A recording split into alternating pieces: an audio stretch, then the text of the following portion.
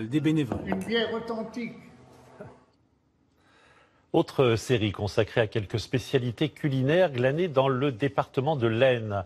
Alors, au menu aujourd'hui, carbonade de canard à la bière. À Baulne-en-Brie, Elisabeth Tran et Bertrand Lachat nous font partager ce moment de gourmandise. Vous allez découvrir quand vous allez d'habitude. Allez-y, entrez. Allez-y. En accueillant ainsi ses clients, le chef est dans la droite lignée des aubergistes qui travaillèrent ici autrefois. Aujourd'hui, sa maison est le dernier commerce du village, un point de repère essentiel. Puis bon appétit.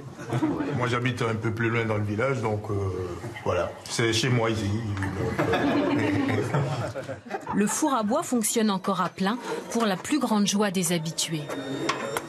Il n'y a presque personne qui travaille encore comme moi parce que c'est contraignant, il faut allumer le four, il faut rentrer le bois, et puis il faut avoir du bon bois.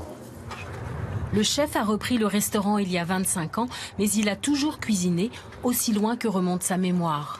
Ma grand-mère avait un petit café-restaurant, elle faisait déjà à manger. Nous, c'était le dimanche, c'était 10 tartes, 12 tartes. Mon père, il mangeait une tarte complète. J'aime bien avoir des amis, j'aime bien boire un bon vin, des bons produits. J'aime bien partager, quoi, voilà. Les moments de partage font partie intégrante du métier, notamment avec les producteurs. Ils sont les partenaires indispensables des cuisiniers. Ça titre combien, ça? Là, on est à 7,5. Comme dans cette petite brasserie artisanale. Ici, on utilise uniquement du malt, du houblon, des levures et de l'eau. Il n'y a pas de produits chimiques qui vont aider à faire tenir la mousse ou qui vont aider à clarifier la bière. On travaille vraiment comme on pouvait travailler il y a déjà une centaine d'années. Je vais vous préparer une carbonade de canard à la bière, avec des cuisses de canard, des oignons, des carottes. Je travaille que des légumes en général en bio et de la région et de saison.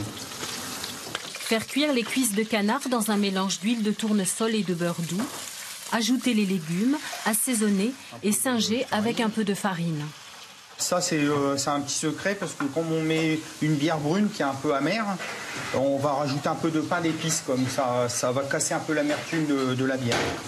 Ajoutez ensuite un peu de marc de champagne. C'est pour déglacer la cocotte, on récupère tous les sucres de la viande, des légumes, voilà. Enfin, une bonne rasade de bière qui donnera au plat tout son relief. Après 1 heure de cuisson, le fumet a de quoi faire saliver. À la bière. À la bière. Ça sent bon. Il est juste bon. Juste très bon. On a le bon goût de la bière, l'aspect intéressant de la bière sans amertume. Et avec le canard, franchement, c'est une découverte.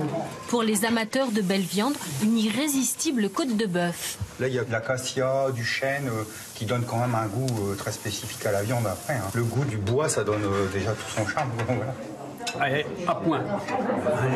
Qu'est-ce qu'on dit, hein? J'aime bien manger, ouais. Ici, je me régale. Le magret de canard a lui aussi un grand succès. Là, c'est vraiment quelque chose qui est très bon. Du terroir, en fait. Il y a tout l'appétit dedans, quoi. C'est excellent. Excellent. Je me régale. Les desserts ne sont pas en reste. Pommes rôties à l'orange, juste fondantes, ou glace aux biscuits roses et pain d'épices, poêlés au marc de champagne, s'il vous plaît. Et on a encore pris 100 grammes. La bourse de Paris au régime maigre, moins 0,04% à 4 459 points. Voilà, dans un instant, la météo d'Evelyne Delia. À 20h, Gilles Boulot, qui reviendra longuement, bien sûr, sur les dernières heures du vote à l'élection américaine. On va se quitter avec encore quelques images de cette neige qui habille les sommets des Vosges.